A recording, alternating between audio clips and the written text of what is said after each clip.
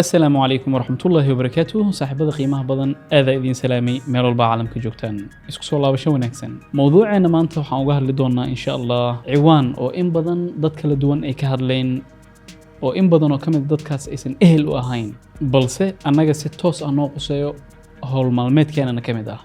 Mowduucaas maanta markuu wuxuu noqonayaa waxa la yiraahdo gale oo aad iyo aad caan uga ah dhulalka Soomaalida ay degto. Luqadda qaladna markaas ku noqonayo varicocele. Kusoo dhawaaw daawashada muuqaalkeena maanta. Magacaygu waa Cadnaan Cabdallah, waxaan ahay dhakhtar ku takhasusay daaweynta iyo qaliinada kelyaha, kaadamareenka iyo taranka ragga. Haddii ay tahay markii ugu horeysay, fadlan kanaalka subscribe saar, muuqaalkana like-ta ha ka iloobin. Waxa la yiraahdo gale ama varicocele waa in xubinka taranka ragga qaas ahaan xiniinyaha in ay soo bararaan. يعني سجود قفكو وجان كلا أو كليه حنينتي إني صبر أرتي لكن وامحي برر كاس وحكينا صوت كدم بيس وامحي حنيها سيد عادي جاء سيد حبين والبوكلا وجرك كتال وحيليهن هالبوليال نفقة جارسيو يو أروريال كسو أروريو بيجا مركا حنيها وحقاسو أروريال جار ولو يقانو بامبينيفون بلاكسوس أو سيد حركو شبق ساس أو كلا اسمه جرو oo u qaas ah xiniyaha oo kaliya ayaa ku yaalin kuwaas oo ay shaqadoodu tahay waxa ugu muhiimsan laba shay. Marka ugu horeyso in xiniyaha ay dhiiga ka arooriyaan ay dib ugu celiyaan arooriyaasha waaweyn ee loo yaqaano inferior vena cava kadibna wadnaha ay dib ugu celiyaan oo ah dhiigii wasaqda ah ee laga soo arooriyay xubintaas. Shaqada labaad ee qabtaan waxa waaye in ay kontroolaan heerkulka ka jiro labada xiniyood. saadaradeeda xigmad weyn ayaa ka dambayso sababta ukumanka ragga ay banaanka u yaaleen halka ukumanka dumarkana ay gudaha ugu jiraan. Sida caadiga ah qofka bini'aadanka ah markii uu ku abuurmaayo gadaalan u laabanina hooyadiis uurkeeda wiilka xiniyihiisa waxay ku abuurmaan caloosha dhexdeeda ku abuurmaan balse markii cunuga uu dhalan rabo ayay soo degaan oo banaanka la keenaa. saadaradeeda ilmaha qaar waxay ku dhashaan dhibaatooyin taasoo ah in xiniin ay ka maqan tahay ama labada xiniinba ay ka maqan tahay. waxayna ma arkin oo ku timaadaa xiniintii xilliga ay soo degi lahayd la rabay inay banaanka timaado inay imaan weyso. taas ma ahan marka mowduuceena maanta. xiniintaas xigmadda ka dambayso in banaanka lasoo dhigo waxa waaye waxay u baahan tahay heerkul degan si ay u shaqayso isla markaasna ay shahwo u soo saarto. haddaba marka xiniinta xilliga uu kuleelaha jirane way dheeraataa oo banaanka ay usoo laalaadsataa. xilliga qaboobaha uu jirane jirka ay usoo dhawaataa oo way aruurtaa. okay yani maqaarka dahaaro waxaa ku jiro murqo gaar ah oo loo yaqaano dartus mazalis. murqahaas oo ay shaqadoodu tahay inay aruuraan markuu qaboob jiro markii uu kuleel jirana ay kala fidaan. sababtana maxaa waaye jirkeenna gudihiisa waxaa ka jiro heerkul sareeyo oo gaaraya ilaa 37 degree centigrade. يعني درجة جرك جوديه سو 37. saadaradeeda markay xiniinyaha ma u dul qaadan karaan heerkulka sare ee la yiraahdo ama gaarayo 37 degree. banaanka la keenay marka banaanka hadii uu qabow yahayna si degan ay ugu noolaan karaan waxay jirkii u soo dhawaanayaan kuleel ay karaadinayaan. banaanka hadii uu kulul yahayna waxay iswaasinayaan si jirka kuleelkiisa ay uga yara fogaadaan. intaas marka isla fahanno marka controlka xiniinta laga controlayo in heerkulkeeda uu isbedel ku imaanin waxa noo qabto marka arooriyaashaas aan horey kuugu soo sheegay ee la yiraahdo bambineform plexus.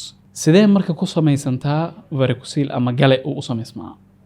arooriyaasha sida caadiga ah dhiigga waxaa la rabay inay ka qaadaan xiniinta oo ay kor u qodaan.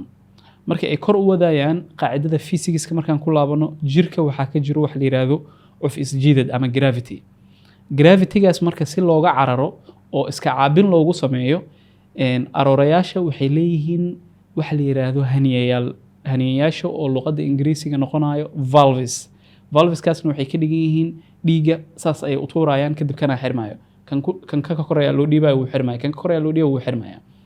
haniyayaashaas marka ama valveskaas darbiyadooda daciif ayaa ku imaanayo.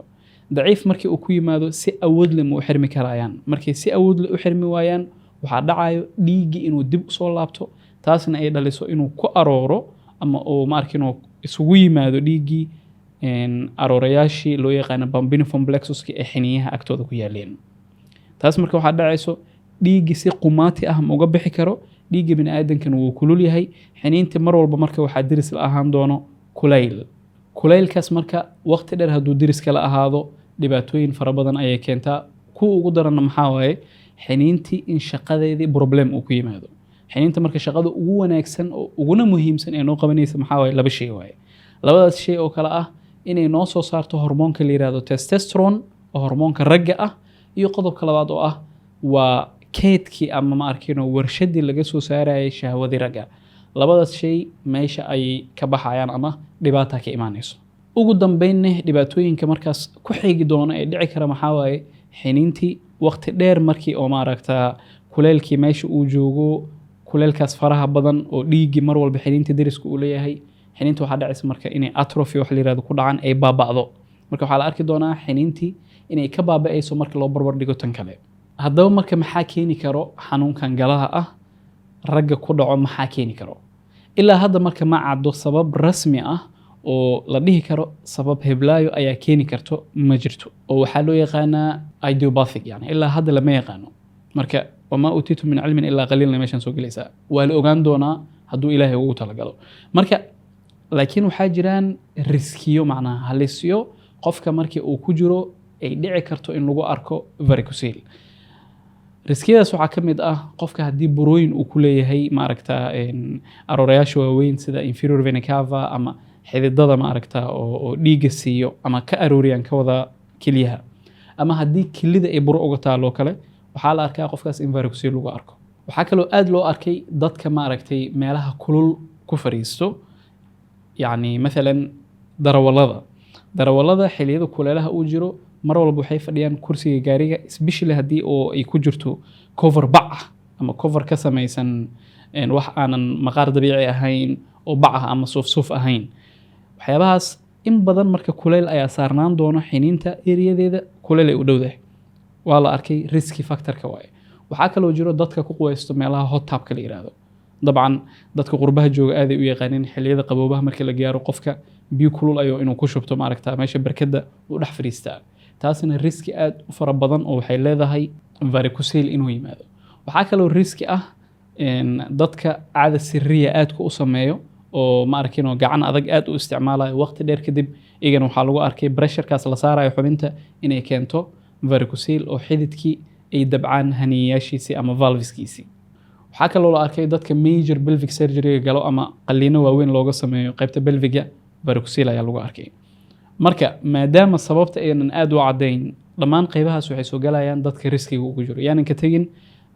dhalinyarada buurbuuran markii loo barbar dhigo dhalinyarada caataha ah waxaa la arkay in lagu arki karo varicocele da'da ugu badan marka oo lagu arko varicoceleka ama waxa la yiraahdo galaha waa da'da ka bilow 15 jirada ilaa 25 jirada da'da ugu badan ee la arko inay ka cabanayaan ama lagu arkay varicocele da'daas ayaa ugu badan ilaa 30 ka gaarsii da'daas ugu badan haddaba marka varicocele markii rag oo dhan loo yimaado waxaa lagu arkaa 15% ragga oo dhan halista uu keeni karo marka varicoceleka teeda ugu weyn waxaa waaye dhalmo la'aanta ragga inuu keeno dhalmo la'aanta ragga marka laba nooc ayaa u kala qaadeenaa in la yiraahdo dhalmo la'aanta midda asaasiga ah oo la yiraahdo primary infertility iyo dhalmo la'aanta waqtiga dambe timaado oo la yiraahdo secondary infertility maxay kala yihiin marka labadaas waxay kala yihiin primaryga waxaa waaye ninkan dhalinyarada ah uu guursaday asaga iyo xaaskiisa way wada nool yihiin si toos ah ay u wada nool yihiin oo ma isticmaalaan waxyaabaha ilmaha lagu kala dheereeyo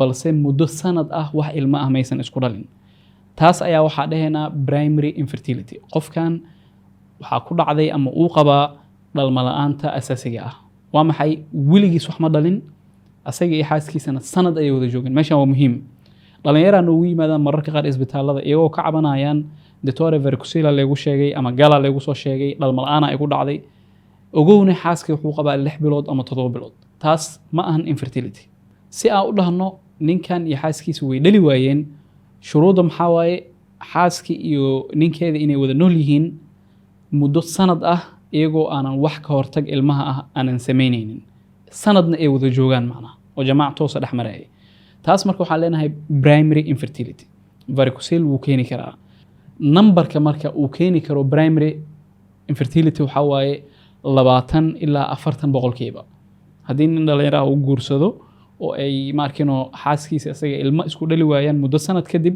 halkaas wuxuu risk ugu jiraa 20 ilaa 40 boqolkiiba inuu varicocele qabo dhanka labaad marka secondary qofkan uu dhali jiray ka dhigan tahay ninkan caruuru haystaa 2 3 4 wuxuu ilaahay siiyo uu haystaa balse muddooyinka dambe iyagoo isku day badan sameynayaan ilmo maysan dhalin taas waxaa la yiraahdaa secondary infertility haddii marka ninka ragga ah uu secondary infertility ama dhalmo la'aanta heerka labaad haddii ay ku dhacdo varicocele wuxuu keeni karaa boqolkiiba 45 ilaa 80 boqolkiiba marka numberka ugu badan waxa waaye secondary infertility haddaba varicocele-ka ama galaha labada dhinac buu ku dhici karaa xiniinta midigna wuu ku dhici karaa xiniinta bidixna wuu ku dhici karaa balse boqolkiiba 90 wuxuu ku dhacaa xiniinta bidixda ah sababtana maxaa waaye xiniinta bidixda ah way ka cadaadis badan tahay xiniinta midigta yani marka loo fiiriyo aroorayaasheeda aroorayaalna waxaa dhahna waa dhiiga yani muxuu ahaa xididka dhiiga ka qaadayo marka sababta maxaa waaye xiniinta bidixda ah dhiiga markii laga qaado waxaa lagu shubaa arooraha oo kilida galo si toos ama loogu shubo aroorayaasha waaweyn ee la yiraahdo inferior vena cava left renal vein ayaa lagu shubaa balse tan midig xididka markuu dhiiga ka arooriyo si toos wuxuu ugu shubaa arooraha weyn ee toos wadnaha u gala ee la yiraahdo inferior vena cava saa daraadeed marka tan bidix way ka pressure badan tahay ama way ka cadaadis badan tahay tan midig mar walbana waxaa la arkaa xiniinta bidixda inuu aad ugu badan yahay boqolkiiba 90 marka haddii qofka lagu arko labada xiniin in varicocele uu ka qabo ama lagu arkay way dhici kartaa waana caadi wax riski badanna ma lahan haddii tan bidix lagu arko waa tan ugu badan ee lagu arki karo laakiin haddii qofka lagu arko varicocele xiniinta midigta ah oo keliya cabsi weynaa jirto maxaa yeelay calaamad weyn ay waxay u tahay in buro ay ka jirto ama nooca kansarka la yiraahdo inay ka jirto kilida midigta ah saa daraadeeda bukaan walba oo varicocele noogu yimaado ama isbitaalku doonaha tago waxaa laga maarmaan ah in loo sameeyo laba kombiyuutarka xiniinta iyo kombiyuutarka caloosha labadaba haddaba qofka marka siduu ku ogaan karaa in uu varicocele ama gala qabo iyo in kale xaqiiqatan badanaa wax calaamada ma lahan qofka waxaa laga yaabaa inuusan waxba ka dareemin asoo waxba ka sheeganin asagoo isbitaalka check up sameynaya in la yiraahdo varicocele qabtaa ama uu dareemo infertility yani dhalmada inay kasoo daahdo intaas marka laga tago hadduusan ninkii dhalinyarada ah uusan xaas lahayn muxuu ku ogaan karaa wuxuu ogaan karaa xanuun yar oo culays oo kale xiniinta inuu culays camal uu ka dareemayo xanuun mararka qaar meel uusan taaban karin qofka marka wuxuu ku leeyahay oo kale xidid ayaa ka soo baxaya ditore halkaas oo dhanka kilida soo aadayo taasoo ka dhigan marka yani waa calaamad qofka uusan sheegi karin waxaanan taaban karin laakiin gudaha ay xanuun ka dareemayo ku dhahaya marka qodobka labaad marka waxaa waaye oo heerarka dambe markuu soo gaarayo xiniinta in lagu arko barar kuuskuus ah kuuskuuskaasna waxaa waaye xidido inay kasoo baxaan xididadaas markay kasoo baxayaan qofka haddii uu taabto wuxuu dareemi karayaa baaste dheerdheer la kariyey oo kadibna bac khafiif lagu shubay oo kale adigoo baaste la kariyey bac lagu shubay taabanaysid oo kale waxyaabo burtuq ah oo ma arkino dheerdheer ayaa dareemaysaa marka oo qofka uu taabto saa daraadeed marka waxaa raaci karo xanuun yar oo xiniinta ah macnaha dhikishta ama muxuu ahaa kuuskii xiniinta in uu ka dareemayo xanuun yar waxaa kaloo oo imaan karo marka haddii heerarka dambe lasii gaaro xiniinta inay baaba'ayso marka qofka dhalinyarta uu isku barbar dhigo labadiisa xiniin especially xiniinta bidixda ah oo aad ugu badan yahay geedkan way baaba'aysaa way sii yaraanaysaa marba marka dambeyso xiniinta midig waa normalkeedii way bararan tahay caadi u kuusan tahay laakiin tii bidixdaad way sii yaraanaysaa marba marka dambe way sii yaraanaysaa calaamadaha ugu waaweyn oo qofka uu isku arki karo kuwaasa ugu waaweyn oo ka mid ah haddaba marka sidee loo ogaan karaa marka ugu horeyso oo calaamadahaas aan kuu soo sheegay aad dareentid ama shaki uu kaa galo waxaa u tegi doontaa dhakhtarka qaabilsan kilyaha kaadmareennada iyo taranka ragga waa dhakhtarka ku shaqada leh macnaha hawshan kadib wuxuu sameyn doonaa dhakhtarka visit caadi ah inuu ku sameeyo examination xiniinta inuu fiiriyo taabto kadib maxaa ogaanaynaa labada xiniin aan isku barbar dhigayna waa arkaynaa waxyaabahan aan kuu soo sheegay hadda oo maaragtay bacbaastoo kale aan dareemaynaa marka visitadaas markii aan sameyno next step maxaa waaye laba shay ugu muhiimsan waxyaabahan dalbeena waxaa ka mid ah computer labadaas computer waa in midna caloosha la saaraa la ogaadaa kilyaha xaalkooda xididada waaweyn xaalkooda waa in la jeegareeyaa iyo qodobka labaad xiniinyaha nafsadooda in computer la saaro especially nooc gaara ee loo yaqaano Doppler ultrasound Dopplerkaas maxaa waaye wuxuu fiirinayaa veineska oo ah aroorayaashii ciladan ay ka jirtay iyo weliba wuxuu fiirinayaa artery-gii oo markino testicular artery halbowlihii waa la ogaanayaa.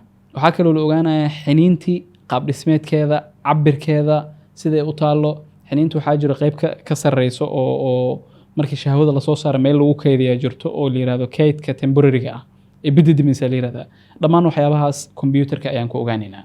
waxaa kaloo aad u muhiimsan qofka markii varicocele-kaas looga shakiyo in la sameeyo next step, qofka testosterone levelkiisana in la fiiriyo oo hormoonka testosteronka in laga jaagarayna aad ay muhiim u tahay. intaas ka gadaale marka clinically waxaa jiro, waxaan u kala saarnaa varicocele-ka ilaa 4 heer. 4taas heer oo kala ah grades waaye. grade 0 wax la yiraahdo oo aan dhahno ma arkino luqadda caafimaadka subclinical. subclinical maxaa waaye qofkii xanuunadan hadda aan kuu soo sheegay uu dareemi karaa, laakiin haddii la taabtana ma la taaban karo xididadii varicocele-ka ama galihii ma la taaban karo, mana la arki karo caadi, isha caadiga ma lagu arki karo, laakiin waxaa lagu ogaan karaa oo keliya computer markii la saaro. taas waxaa la yiraahdaa grade 0 ama subclinical. grade 1 waxaa la yiraahdaa yani si fudud ma loo taaban karo, balse si aa u taabatid oo xididadana aa gacantaada ugu ogaatid ama dhakhtarka gacantiisa ugu ogaado, wuxuu u baahan yahay qofka inuu sameeyo falsafa maneuver wax la yiraahdo oo ah qof saxare iska riixayo kala caloosha soo buuxiya la hayaa, neef uu qaadanaya caloosha buuxina uu isriixaya. markuu isriixo xididada markaas waa taaban karnaa, laakiin si caadi ma loo taaban karo. marka si aa u xaqiijino computerka u diri doonaa oo ku xaqiijinaynaa. taas waxay ahayd grade 1. grade 2 maxaa waaye? grade 2 waxaa waaye easily palpable, si fudud waa loo taaban karaa. qofka markuu kusoo ag istaago aan ku sameynayno maxaa ahaa examinationka ama visitadii, xiniintii waa la taabanayaa. kuuska xiniinta marka laga tago qaybta kor la aado, si fudud ayaa loo taaban karaa burtuqdii oo ma arkino xididadii ahaa, laakiin maqaarka korkiisa ma laga arki karo. waxaa jirta marka tan ugu dambeyso grade 3 ayaa la yiraahdaa. grade 3 maxaa waaye? caadiyan si fudud waa loo taaban karaa, isha caadigana waa lagu arki karaa oo qofkii markii oo examination loo sameynayo xiniintiisa marka la fiiriyo waxaa arkaysaa waxyaabo kuuskuusan.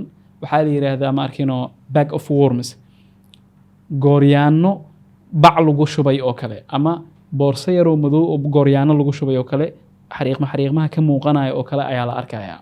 markaasna waxaa waaye grade 4 waaye, bannaankee taala ayay ka dhigan tahay macnaha. marka arrintaasna annagaa sameyno clinical grading ayaa loo yaqaanaa. markii bukaanka uu noo yimaado qaabka ugu sameyno visitada waaye. ugu dambeyntii marka maadaama isla ogaanay gale waxa uu yahay, muxuu ahaa qaabka loo ogaan karo, sababaha uu ku imaan karo aanan caddayn, haddaba waa maxay xalka? marka xalka intaan la gaarin qofka inuu xal raadiyo, 2 shay ayay ku timaadaa. caadiyanna bukaan inaan ka daaweyno varicocele 2 arrin midkood inuu ka cabanayo waaye. qodobka koowaad waxaa waaye infertility. qofkan uu guursaday, ilmo ayuu dhali waayey. markaas waa inaa u raadinaa xal ama daaweyn. qodobka labaadna waxaa waaye xanuunkaas uu ka dareemaya xiniinyaha haddii uu ku ziyaado. okay, marka varicocele-ka waxaa jiraan daawooyin oo caawiyayaal ah oo ka caawin karo xididkaas wax yar inuu isku soo aruuro, meeshii dhiigii ma arkino uu ku qulqulayay, yani qulqulka dhiigga bal wax yar in la hagaajiyo. yani daawooyin ma arkino vitamino u badan oo hagaajinayo shahwadii dhibaatada ku timid, waxyaabahaas oo dhan, si qofka infertility-ga ku dhacay ama dhalmo la'aanta ku dhacday bal shahwo hagaagsan xiniintii ay u soo saari lahayd in laga shaqeeyo. laakiin waxyaabahaas oo dhan waa iska kaalmaatay iyo kumeel gaar. xalka ugu dambeeya mar walbo varicocele ma lahan xal aanan lahayn qalliin, haddii 2daas option midkood aad tahay. qofkii haddii uu ka cabanayo xanuun joogto ah mar walbo xanuun, iyo haddii uu ka cabanayo dhalmo la'aan, 2daas haddii ay jiraan totally qofkaas qalliin ayuu aadayaa. wadamada qaar sida Masar oo hadda aan joogo oo kale, option 3aad ayaa jiro. qof walbo ma aragtay oo dhalinyaro ah oo ciidanka u socdo. dabcan wadamada horumaray, Soomaaliya xataa xilliga dowladdii hore ay jiri jirtay, qof walba oo muwaadin ah wuxuu ku qasbanaa inuu ciidanka aado.